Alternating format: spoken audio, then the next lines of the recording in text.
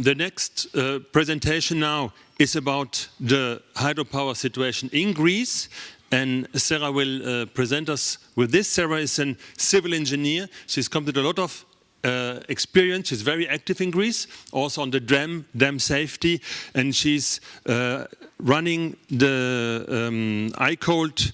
She's the current presidency of the ICOLD and also active in the board of Dam Safety Regulatory Authority in Greece, and she's working since several decades, I mean not say how much, but with a lot of experience on these topics. And today she will explain us how the local benefits, the local communities can benefit from this also. Please, Sarah, the floor is yours. Thank you. Good morning to everyone. Thank you to the organizing committee for giving me the opportunity to present hydropower and energy storage in my country, Greece. This presentation was prepared with the collaboration of Christos Dimou, a hydropower expert from the Public Power Corporation. It aims to briefly present hydropower and pump storage hydro status in Greece, energy mix and penetration of renewables, potential development for the energy transition, multi-purposes and their benefits for local communities, focusing on the case of Ηydropos. Some final remarks. I will first introduce current large hydropower status in Greece. The total installed capacity is 3.2 gigawatts with a net reservoir volume of 5.7 billion cubic meters. Hydropower development started in the mid-50s. It continued steadily until the late 90s. Afterwards, it was halted due to environmental issues, adding the last 153 megawatts in 2014. Two of the plants are open-loop pump storage hydropower plants with 700 megawatts generating capacity. Now, in this graph, we can see how renewables have increased their total installed capacity the last 20 years from 400 megawatts to more than 10 gigawatts by 2022. The deployment had specifically boosted in 2011-2012 and after 2019. Today, wind and PV, large PV, have the largest share, reaching 90% of total nameplate capacity by renewables, excluding hydro. Although small hydro installed capacity rose from 35 megawatts to more than 250 megawatts, its share in total renewable started decreasing after 2012.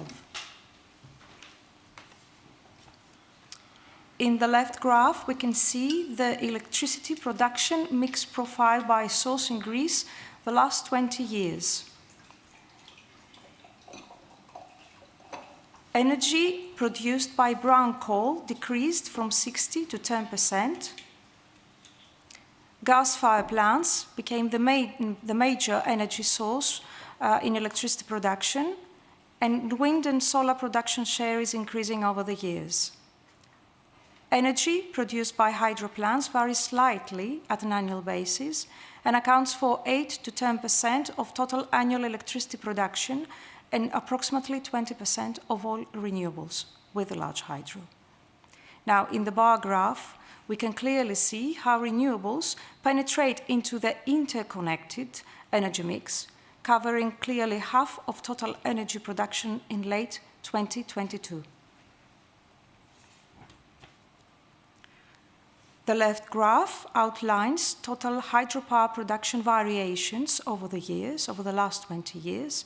It can be seen that pump storage operation has diminished over the last decade, but data depict that after 2021, pumping is on the rise, as we can also see in the small graph, to absorb energy produced by renewables. As expected, hydropower production is correlated to water reservoir levels and energy reserves, and its operation flexibility plays an important role in the occasion of emergencies for the stability of the grid.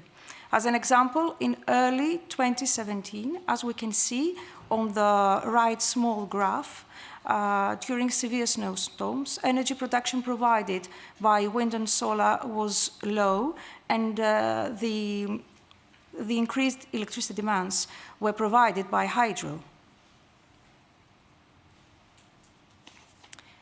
Now, in this curve, it is evident that the wholesale prices increased dramatically on average by the energy crisis. Realizing the importance of exploiting indigenous energy sources, the upcoming Greek National Energy and Climate Plan sets more ambitious targets than before.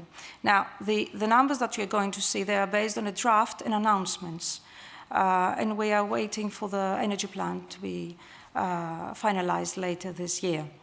Among others, the share of energy from renewable sources in gross final consumption for electricity will reach 80%. It promotes storage systems with pump storage at 2.5 gigawatts. Hydropower nameplate capacity will increase at 4 gigawatts. And total net capacity in 2030 is predicted to increase to 36.1 gigawatts from 21.6 in 2022. And this makes energy storage crucial. Now, let's review the perspectives for hydropower projects development from available data. Currently, 2 conditional hydropower projects are currently under construction in Greece from the Public Power Corporation, adding 190 megawatts. Several other projects in a mature late design phase or on hold of construction could add another 350 megawatts of hydro nameplate capacity. This project could upgrade the technical hydro potential exploitation up to 40% from 32%. Small hydro development will also contribute to achieve the energy targets, and they can also be deployed in existing infrastructure. Currently, there are projects of more than 800 megawatts with an energy permit at various stages. Now, about the future in pump storage. Currently, 2 closed-loop type projects of common interest for the European Union are under construction by Terna Energy, adding 680 megawatts of generating capacity. Additionally, several other projects have been assessed, and multiple permits have been issued by the Regulatory Authority for Energy, setting the roadmap to fulfill the energy targets. Just a brief mention that the green bars illustrate the projects under construction, and the light green, a hybrid project in Crete Island, which is in a mature licensing phase. The blue bars are several investigations carried out by the National Technical University of Athens for pump storage development. Furthermore, hydropower projects in Greece are multi-purpose projects, providing additional benefits to the local communities. They provide by priority environmental flow and approximately 30% of their net reservoir capacity for water supply and irrigation. Mandatory water's demand is over 50%, producing at the same time 40 to 50% of mean annual hydropower energy.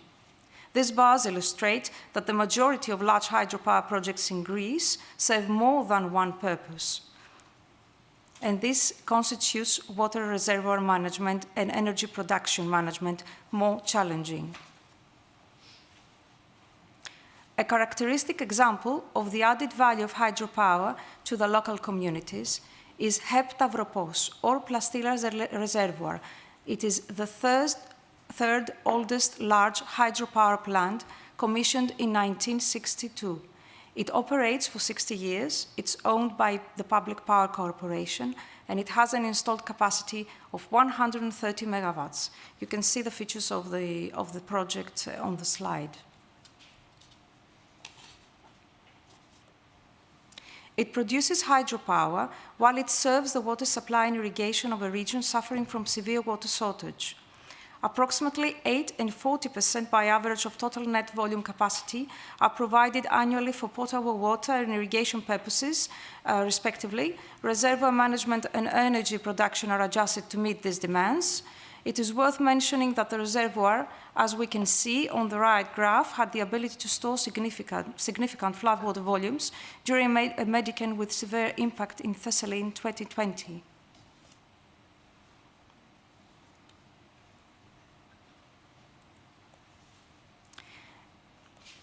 During the 90s, the artificial lake and its unique surrounding environment became a popular touristic destination, and the local communities revived.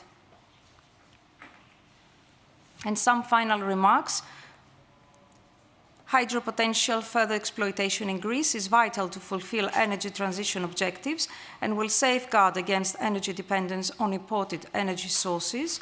Pumped storage hydro development will reduce the loss of energy from stochastic renewables and has high value in national and also due to the interconnection in a European level, using indigenous sources for large-scale energy storage. Ongoing development of hydro projects will contribute towards the decarbonization process and to ensure the grid stability. Hydropower projects in Greece are multi-purpose projects, providing additional benefits to local communities and contributing to social development. Providing these added values and promoting the benefits of these centennial projects is indispensable for community and industry interrelations and public acceptance for their further development. Thank you. Thank you very much. Sera, thank you very much. Really very nice to see that there are a lot of added value for hydropower, not only for system services.